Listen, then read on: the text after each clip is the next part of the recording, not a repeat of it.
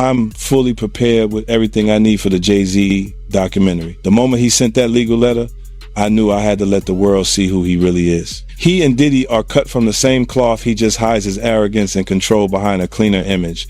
Our feud has lasted 20 years, and I know better than anyone what he's done in the shadows. I even suspect that so-called funeral bouquet wasn't Diddy's idea at all, but Jay Z acting on his behalf. Back when Nicki Minaj posted that video of him wearing a pink wig, all I did was repost it, and he got so nervous he had his lawyers threaten me. In 2015, Nicki worked her ass off helping him build his platform, and he allegedly pocketed her $7.9 million in royalties. And then there's his fingerprints all over key incidents through the years, whether it's the elevator footage or the guest list at Diddy's parties. He was involved, clearly, but somehow he always walks away untouched. That's what he's best at, pulling strings behind the scenes while pretending to be spotless in public. And now that a corner of the darkness has been ripped open, I'm not stopping. Everything my team and I are doing isn't about attacking anyone. It's about making sure the truth can't be buried by him ever again. If he ain't answering the phone? He ain't answering the motherfucking phone. Yeah, it's like this, like We had a black billionaire's lunch. black excellence. They're sitting there like, yeah. It's a billionaire brunch. Oh, Like, I hate you, man. And we here together, and we're gonna keep staying together. We getting tighter. unaware of anything going on here. This is the one time I'm gonna be with you this year. Yo, I feel like I'm normal again. Get me out of here. Jay Z is facing renewed scrutiny as reports surface alleging that once private interactions between him and Diddy have spilled into the public sphere, igniting intense online discussion. The growing attention has pushed Jay Z back into the spotlight, reviving long-standing questions about his relationship with Diddy and reopening controversies many believed were firmly in the past. As these claims circulate and old narratives resurface, public debate has intensified, placing mounting pressure on Jay Z at a critical moment, one that could pose a serious test to his legacy, credibility, and long-held influence. Carter aided and abetted or was directly involved. It's about to get real tense, and there's a lot of girls and boys who are still... In earlier interviews, 50 Cent explained that he made a deliberate decision to keep his distance from Diddy's inner circle, saying that certain invitations and environments raised immediate red flags and prompted him to set firm boundaries from the start. According to 50, that early separation is exactly why he can now speak freely and without hesitation. When later allegations began to surface, he maintained that he learned about them the same way the public did, through media reports. While the accusations were serious, he emphasized that they were not entirely surprising, reinforcing his long-standing choice to stay removed from that world. And she said that she has the scars to prove it. She alleged that at one time Jay Z attacked her and got it on film like Diddy did. And she alleged that this is why Jay Z is totally pulling away from Diddy and you don't see him around. And it's been alleged for quite a while that Jay Z is pulling away from Diddy because he doesn't want himself caught in the crossfire. I mean, you even have 50 Cent at this point talking about how Jay Z is in hiding while this whole Diddy thing blows over. And you even have these accusations of Jay Z being responsible for what happened to Cassie White. So I'm going to go ahead and roll you guys this clip of everything that Jag had to say about Jay Z being worse than Diddy. And you guys let me know what you guys think about all this in the comments. Sean Carter is just as bad as the diddler. And I know that for a fact. I got the scars to prove it. You want to know what a box cutter feels like going into your skin and ripping you? I can tell you how it feels.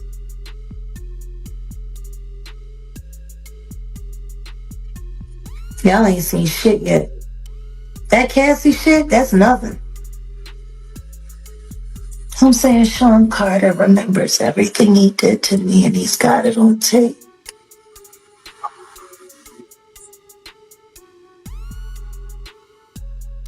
Just like Diddy.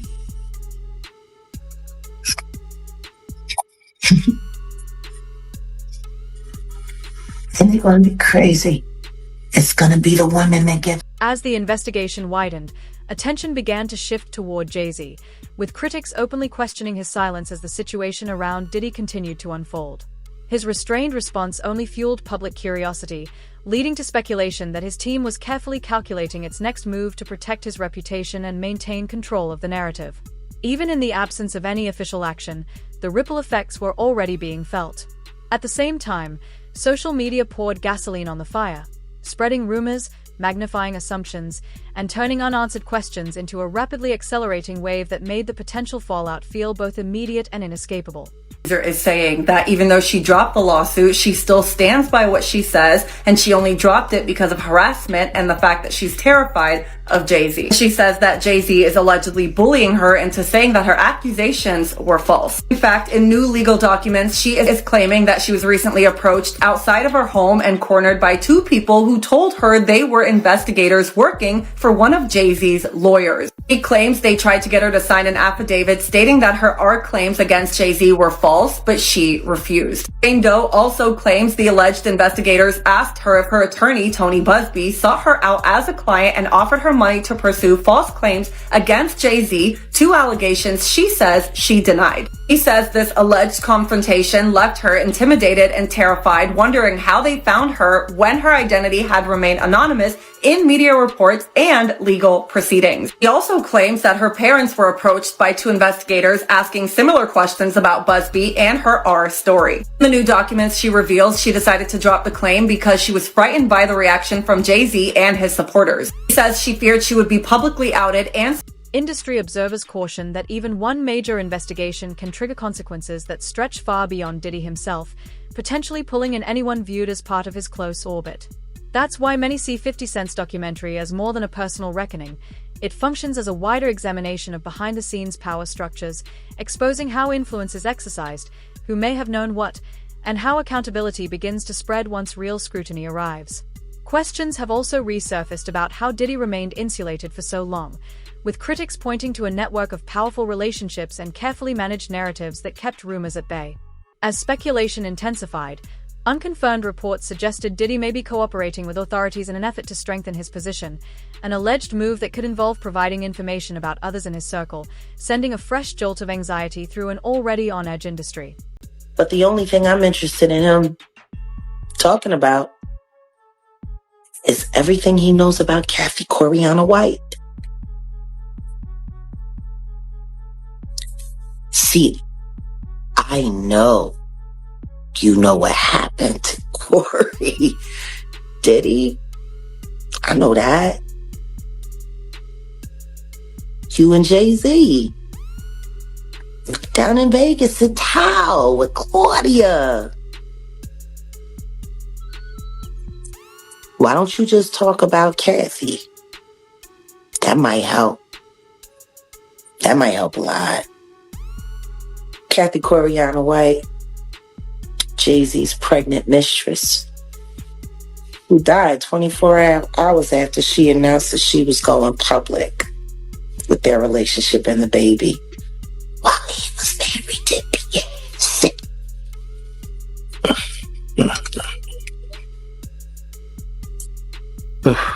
Was it an aneurysm, Diddy? Or are you the one who paid the same coroner that you... With the documentary now officially released, it's clear this narrative isn't confined to the past. It's actively influencing what happens next. Each new detail intensifies the spotlight on those who remained quiet, pulling Jay Z deeper into the conversation. The scrutiny feels heavier because his relationship with Diddy stretches back decades, making assertions of complete distance harder for critics to accept. Tensions rose even more when Gene Deal openly disputed statements from Jay Z's legal team that minimized their connection, arguing those claims didn't align with what many insiders had long witnessed. As more voices join in and timelines are re-examined, the pressure continues to build, transforming once muted associations into unresolved questions that refuse to disappear. Wasn't playing baseball. They wasn't playing football. And they wasn't playing hockey or soccer for Diddy to come on stage, pat him on his ass, and then make the statement to people in the world that can't nobody call me Sean but Jay Z. Now, I don't know what kind of statement, and I can't say, I wish I could say half a homo, but I know I can't say it. But I don't know what kind of half a homo that is. And you trying to say that you're not close to somebody. You coming on stage, patting them on their ass, and then you making a broad statement to the public. Can't nobody call me Sean but Sean Carter. And I heard Jay Z said the same thing about them. But they were so close that they had matching white girls together. Because when they used to see each other, they used to say, yo, how your skinny white girl doing? He'd be like, yo, how your skinny white girl doing? So I guess that's a certain type of closeness. I ain't know anything about that, man. I ain't know about, Jay touching his, ass. I got to go see the video. I ain't hear about that. Come on, man. Everybody's seen that. 50 even pointed it out. Excuse me. When they was in ATL on stage. Remember when 50 bum rushed the stage with them? Yeah, I think I recall that. When Puff came on stage, first thing he did was pat Jay Z on that. But I forgot. That's your favorite rapper. Hey, him and Pac is 1A, 1B. But what's your issue with Jay, man? According to Gene, the comfort and ease between Jay Z and Diddy spoke volumes, signaling a bond he believes went far beyond surface-level association. He often points to a moment at an Atlanta concert when Diddy invited Jay Z on stage, noting that their natural chemistry was impossible for fans to miss. That footage later resurfaced after 50 Cent drew attention to it, igniting online debate over whether his remarks were fueled by personal animosity. Gene firmly rejected that idea, stressing that the observation had nothing to do with favoritism or grudges. He reflected on a past disagreement in which tensions briefly surfaced, only for Jay Z to appear completely unbothered soon after. A reaction Gene characterized as emblematic of elite figures accustomed to pressure, conflict, and constant scrutiny, who move forward effortlessly in a world far removed from everyday reality. Kids, these guys are, man. They'll cause situations and cause problems, and then they'll forget what they've done because they on a whole nother atmosphere. You know what I'm saying? A lot of shit that he did, you got to understand, like now he'll say that they're kids because he's raising kids of his own. You understand? But how would you like it that if Blue Ivory, 15, 16 years old, 17, 18 years old, dating a nigga in his early 30s? You're not going to go for that. No matter what she came through in Hollywood. But you got to understand, guys who was around there, we didn't know Jay Z them ages. We didn't know these cats' age. You know what I'm saying? They wasn't having no beards and nothing like that. They was wearing low cuts. You understand? Clean face. I would have never believed when Jay was coming around the block, scooping up the young girls and stuff like that he was 30 years old. If they 17, 18, 16 years old and they 22, you thinking they 22, 23, something like that, 24 years old? They mom and them need to check them. They daddy and them need to check them. But that's not that far off. But for somebody to be 30 years old in their 30s and they dealing with kids 16 years old, 17, 18 years, now that's a problem. That's an issue. And now he see that because he's raising kids. And he got a young daughter. I think he got another daughter that he didn't claim and now he claiming them. These cats was doing a whole lot of stuff that people in the industry won't speak on. And then now that you're speaking on it and it's becoming where is that you can get on YouTube and you could talk about this shit and say what you seen or say what you heard, you understand, or what you know. Some people look at it being a problem. But these cats ain't street cats. Dame Dash, once regarded as Jay-Z's closest confidant, has recently spoken on the mounting allegations, explaining that what stood out to him wasn't just the accusations themselves, but the sheer force of the public response. He remarked that in all his years watching the industry, he had never witnessed Jay-Z face this level of scrutiny. For decades, Jay-Z's status and influence seemed to place him beyond serious challenge, especially within mainstream media circles. Dame suggested that this long-standing sense of immunity is now beginning to erode as cracks appear in the protective barriers that once surrounded him. The moment, he implied, marks a turning point. Proof that when attention intensifies, even the most powerful figures can find themselves exposed to unprecedented examination. Him in that, in that, getting looked at in that way by white people, like Jay does, yeah, like I hope that shit didn't happen, but I'm like, damn, they turned the world real, like people on a certain level have been fucking with him a certain way where he couldn't do no wrong for like 25 years straight. This is the first time he's not getting a pass with white media, like he can control black media because a lot of them either work or do business with him, but like, Green Champs can't get him out of this one, and neither can Charlemagne, because those are the guys that hold him down no matter what he does anyway. So he got to get to People Magazine and Entertainment Tonight right now because they on his head. But the question is why? Like, why now? Because for me, I'd be like, yo, that's so ridiculous. Yo, take that to trial. You're not going to win. Let's get a deposition or something.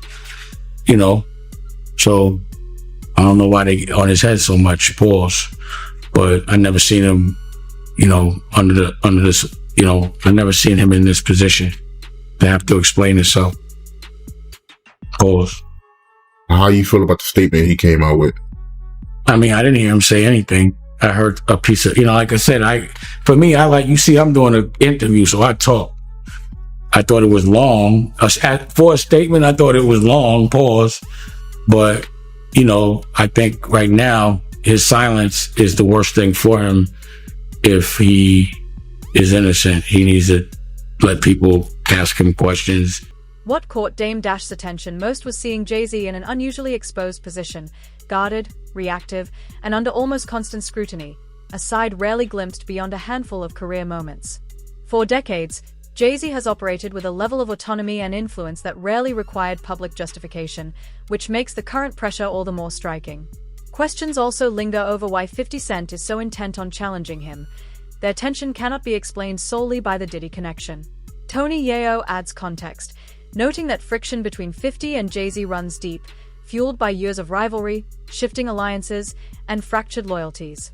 While hip-hop thrives on competition, clashing egos, and fiery disputes, Yayo points out that reconciliation is possible, citing a recent instance where 50 shared the stage with Dr. Dre alongside Cameron, proving that even long-standing conflicts can be set aside when circumstances allow. It said that he didn't know Puff at all or wasn't his friend. I thought that was a little extreme. I thought that was the wrong choice of words. I think that's going to trigger a lot of backlash. But the thing is, I never seen him get backlash at all. So that's what I'm saying. Now he getting backlash. Like, when did you know Jay-Z to be on his heels other than when he got beat up in the elevator? But that was nothing. But I've never seen him under the fire ever. Not in a long time. Not like, I've never seen people on his head like that, Paul. Ever. Yeah, this might be my first time seeing people come at him like this. Like I said, I didn't hear him say anything. Like, I'm not some white man speaking for another black man doesn't add up. It just doesn't work like that. Like, he doesn't know what to say on Jay's behalf. Jay would have to say that. So if he instructed him to say that, like, you don't even know if Jay told him to say that. He could have got off the stage and they was like, why'd you say that? He was like, I had to. Like, he probably said it because homeboy wouldn't. You know what I'm saying? So who knows? Like, I didn't hear him say anything. I haven't heard Jay say a word yet. Have you? Nah, I haven't heard him say anything. There it is. So y'all going by a piece of paper with words? Don't get caught up in that. I have not heard him say one thing yet. Until I see him speak, he hasn't spoke to me. That's why I said I don't think he did not say that. Tony Yayo underscored a fundamental contrast between Jay-Z and 50 Cent, distance versus accessibility. While Jay-Z operates at the pinnacle of influence, he deliberately maintains a separation from many around him, cultivating an aura of untouchability. In contrast, 50 Cent, despite possessing comparable power, remains visible, engaged, and steadfastly loyal to those who contributed to his rise. Yayo emphasized that true success should never eclipse one's roots, a principle he sees 50 Cent embodying consistently. A telling example occurred during the Super Bowl halftime show, where reports suggested Jay-Z initially resisted including 50. It was only when Eminem made it clear he would not perform without him that the issue was resolved. For Yayo, this went far beyond logistics or branding. It revealed personal undercurrents, subtle rivalries, and the complex interplay of ego and respect that defines the highest levels of hip-hop collaboration. And he was saying, yeah, when Yayo was locked up, every G Unit show, we actually put aside the money. Bro, I told for him, you, and he had like he's like, Yayo had like $1 million. Right. I just told you when I came out of my building, I see the Statue of Liberty. Yeah. There was no way I was getting shot there. And this is what I kind of tell you is like, when we was talking about stacks with the Porsche, 50's not going to let you say, get the Porsche. He going to say, let's get him out the hood first. You know, if the money's there, but the money has to be there for you to live like that. The money's there. 50 didn't have to do that. Rest in peace to Hervé from Interscope, because he always said to me, man, 50 do more for you than any artist, than anybody.